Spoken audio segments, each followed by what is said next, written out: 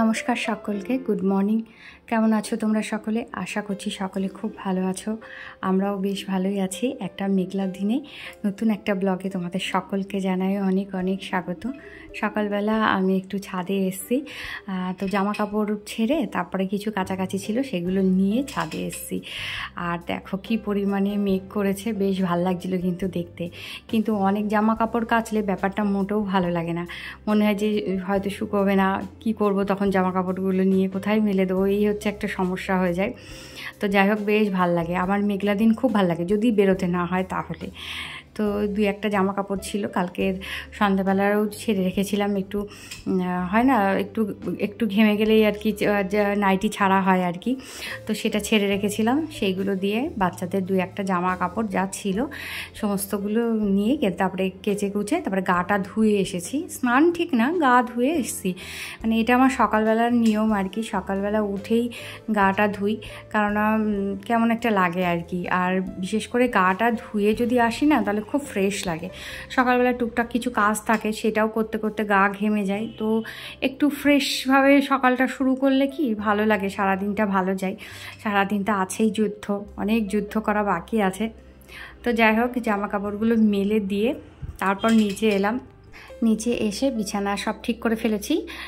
বিছানা সব ঠিক করার পরে তারপরে মনে হলো ক্যামেরাটা তো অনই করিনি, মানে ক্যামেরা সেট করেছি কিন্তু অন করিনি।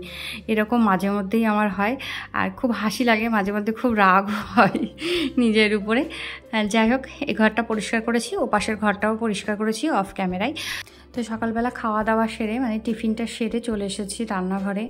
আজ হলো রোববার, রোববারে আজকে সবার ছুটি, তো সবাই বাড়ি আছে, সবারই খাওয়া দাওয়া কমপ্লিট হয়ে গেছে। তারপর আমি রান্নাঘরে এসেছি। এখন এখানে দেখো, আমি লাউ ছিল, তো লাউটা কুচিয়ে নিয়ে তারপর আমি দুবার করে জলটা চেপে বার করে নিয়েছি। প্রথমবার একবার চেপে বার করেছি, সেকেন্ডবার বার করেছি, দেখো কতটা বেরিয়েছে।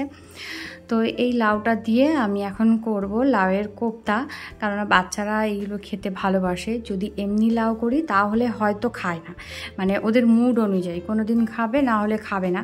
তো এইভাবে যদি করি তো বাচ্চারা ভালো খায় এবং এর পুষ্টিগুণটাও কিন্তু ইনট্যাক্ট থাকে, লাউয়ের যে গুণটা আর কি।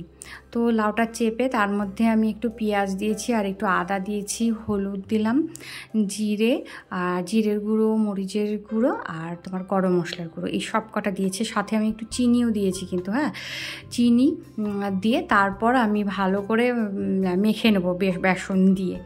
আর নুনটা কিন্তু আমি একটু পরে দেবো, কারণ নুন যদি এখন দিই না, সাথে সাথেই তোমার জল ছেড়ে যাবে, তখন আর একদম কোপ্তার আকারে গড়াই যাবে না। তো নুনটা একদম শেষে দিয়ে তারপরে ভাজতে শুরু করব।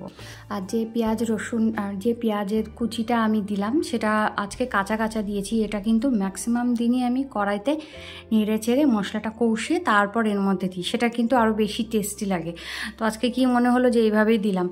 আর তা মনে হওয়ার আর একটা কারণও আছে, দেখতে পাচ্ছ আমার গ্যাসের কী অবস্থা, এই বড় গ্যাসটারও এরকমই অবস্থা এখন। তো আজকে যেহেতু রোববার, হাজব্যান্ড বললো তুমি তাড়াতাড়ি রান্না করে নাও, আমি এটাকে নিয়ে যেয়ে সার্ভিস করিয়ে নিয়ে আসবো। এখনও যেহেতু কেনা হচ্ছে না, কিন্তু আমার ইচ্ছা আছে খুব শিগগিরই কিনবো একটা, না হলে এটা সার্ভিস করে করে যাচ্ছে, মানে হচ্ছে না আর কি। এর অন্তত 30 বছর মতো বয়স হয়ে গেছে, তো এবারেও রিটায়ার করার সময় চলে এসছে। তো যাই হোক, অনেকক্ষণ তেলটা গরম করাতে দেখলাম বেশ ভালোই গরম হলো। দিয়ে এবার এপিট ওপিট একটু ভালো করে ভেজে নেবো, হ্যাঁ, মানে এমন করে ভাজবো যাতে ভেতরটাও ভাজা হয়, মানে খুব বেশি হাই ফ্লেমে ভাজবো না, তাতে করে উপরটা সব ভাজা হবে, ভেতরটা কাঁচা থেকে যাবে। তো এইগুলো নিয়ে এসে দেখো মাসের বাজারে, তো এইগুলো আমি এখন তুলে রাখবো। আমার কৌটোগুলো ধোয়া বাকি রয়েছে, সব কটা ফুরিয়ে গেছে, কিন্তু একসাথে ধোবো বলে রেখেছি। তো একসাথে অনেকগুলো কৌটো হয়ে গেছে, তা ভাবছি এখনই এগুলো এইভাবে প্যাকেট অবস্থায় তুলে রেখে দিই। আর সাথে আরও দুই একটা জিনিস নিয়ে এসছে, দেখো মুড়ি নিয়ে এসছে কতটা, এখানে সস, ভিনিগার, গুড়, ছোলা, আর এটা নিয়ে এসে তোমার কী বলে ওটাকে, ক্যাস্টর অয়েল। আর এইটা কিন্তু আমি কখনও মাথায় দিই না, এরকম ক্যাস্টর অয়েল যে পাওয়া যায় আমি জানিই না, ওকে আনতে বলেছি না, ওই যে উল্টোপাল্টা নিয়ে এসছে। আমি সবসময় ডাবরেরটা মাথায় লাগাই, আর আমার মেয়েটাকেও লাগাই, ডাবর ছাড়া কোনো কিছুই লাগে না। তো এনেছে যখন আর কী করবো বলো, এটাই ইউজ করতে হবে। আমি বললাম যে এটা আমি দিই না, তা বলছে তাতে কী হয়েছে, তেলই তো, মানে ছেলেরা যেমন হয় আর কি, তেল যখন যে কোনো ব্র্যান্ডের একটা হলেই হলো, তো মাথায় যখন দেবে আবার হয়তো কি খাবে তো না, এরকম একটা ব্যাপার। তো যাই হোক, আমি আর তর্কাতর্কি করলাম না, রেখে দিলাম। কতদিন আর যাবে, খুব ছোট্ট একটা বোতল। তো আমি এখানেই রেখে দিচ্ছি স্টোর করে, পরে যখন আমি কৌটোগুলো ধোবো তারপর সমস্ত সব ফিল করে রেখে দেবো আর কি। আর বর্ষার সময় না যত তাড়াতাড়ি কৌটোর মধ্যে জিনিসপত্র রাখা হয় ততই ভালো। 1 মাস যদি থাকে তো তার মধ্যে পোকা হয়ে যাওয়ার সম্ভাবনা আছে। বিশেষ করে দেখবে ছোলার ডাল, মটর ডাল, কিংবা ধরো তোমার গোবিন্দভোগ চাল নিয়ে আসলো, এইগুলোতে বেশি পরিমাণে পোকা ধরে যায়, আমি খুব খেয়াল করে দেখেছি। আর ছাদে দিয়ে রোদ্রে যে দেবো সেটা দিতেও ভয় লাগে। রোদ্রে দিয়ে আসলাম, তারপরে দেখা গেল বৃষ্টি হলো, যেতে যেতে গেল আবার ভিজে। তো এরকম তো মেঘলা, এখন একটু করে বৃষ্টি হচ্ছে, একটু করে রোদ্দুর হচ্ছে, তো সেই জন্য আর দিতে সাহস হয় না। যাই হোক, এখানে 2-1টা ফিল করে রাখলাম, রেখে তারপর আমার ভাজাটা কিন্তু ইতিমধ্যে একটু একটু কাজ করতে করতে কমপ্লিট হয়ে গেছে। আর এখানে আমি একটু মশলা করে নিচ্ছি, যেহেতু আমি কোপ্তার কারি বানাবো। ওখানে বাদামটা বেটে নিলাম, আর এখানে বেসিক মশলা জিরে, মরিচ আর তোমার হলুদ গুঁড়ো একসাথে করে একটু ভিজিয়ে রেখে দিলাম।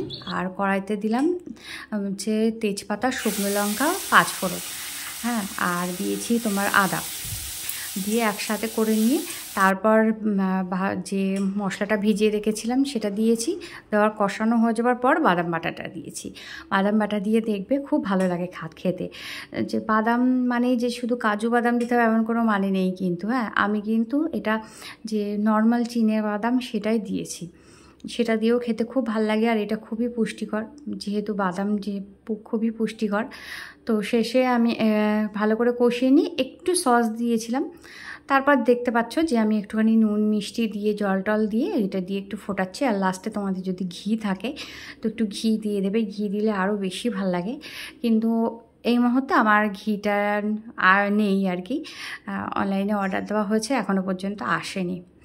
তো আমার হাজব্যান্ড খেয়ে নিয়ে ও গ্যাসটা নিয়ে চলে গেছে সার্ভিস করাতে। তারপর আমি একটু টুকটাক কাজ করে নিচ্ছি। আমার আবার জল ফোটাতে হবে। ইতিমধ্যে আমার আবার যে জল দেয় তার আবার শরীর খারাপ হয়েছে, সে জল দেবে না, তো আমার খুব সমস্যা হয়ে যাচ্ছে।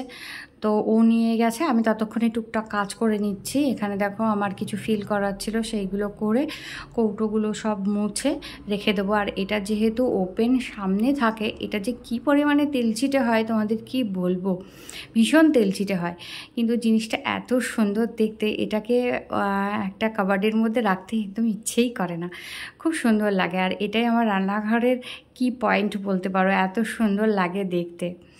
তো যাই হোক, অফ ক্যামেরায় নুনটা আমি ভরে নিয়েছিলাম, নুনটা রান্না করার আগেই ভরে নিয়েছিলাম, একদম ছিল না এই কৌটোর ভেতরে। আর এখন ভালো করে মুছে টুছে নিয়ে সব গুছিয়ে রাখছি আর কি। আর যেহেতু গ্যাসটা নিয়ে গেছে, জায়গাটাও ভালো করে মুছে টুছে গুছিয়ে নিয়ে রেখে দেবো। টুকটাক অনেক কিছু কাজ থাকে জানো তো, আমরা যারা সংসার করি মানে তাদের শুধু বাইরে থেকে লোকে ভাবে, মানে বিশেষ করে ছেলেরা ভাবে শুধু রান্না আর খাওয়া, এছাড়া আর কি কাজ।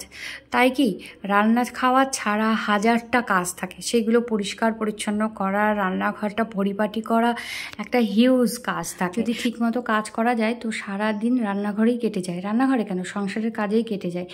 এখানে নোংরা, ওখানে নোংরা, এখানে একটুখানি ধুলো জমছে, ওখানে একটু ধুলো জমছে, অনেকখানি ইগনোর করে তারপর একটু বিশ্রামের সময় পাওয়া যায়। তো আমার মনে হয় সব গৃহিণীরাই আমার সাথে একমত হবে যে কাজ নেই এরকম বললে হয় না, কাজ নেই আমরা নিজেরাই ভেবে নিই যে আজকের মতো আর কাজ করব না, এই পর্যন্তই করব।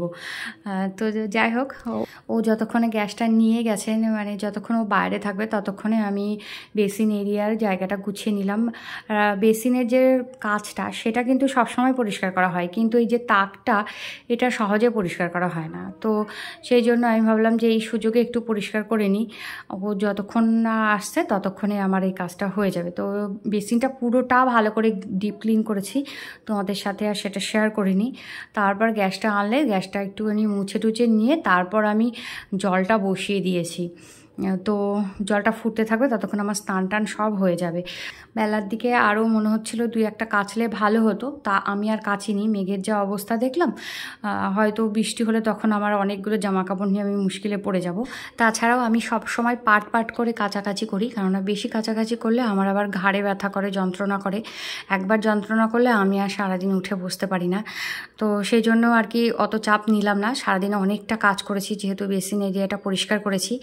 আর বিকেলে গিয়েছিলাম মেয়েকে নিয়ে একটু পার্কে, বাড়ির পাশে যে পার্কটা সেটাতেই নিয়ে গিয়েছিলাম। তো চলো বন্ধুরা, আজকের মতো এখানেই শেষ করছি। আশা করছি আজকের ব্লগটা তোমাদের ভালো লেগেছে। ভালো লাগলে প্লিজ লাইক করে। সবাই খুব ভালো থেকো, সুস্থ থেকো। আজকের মতো টাটা।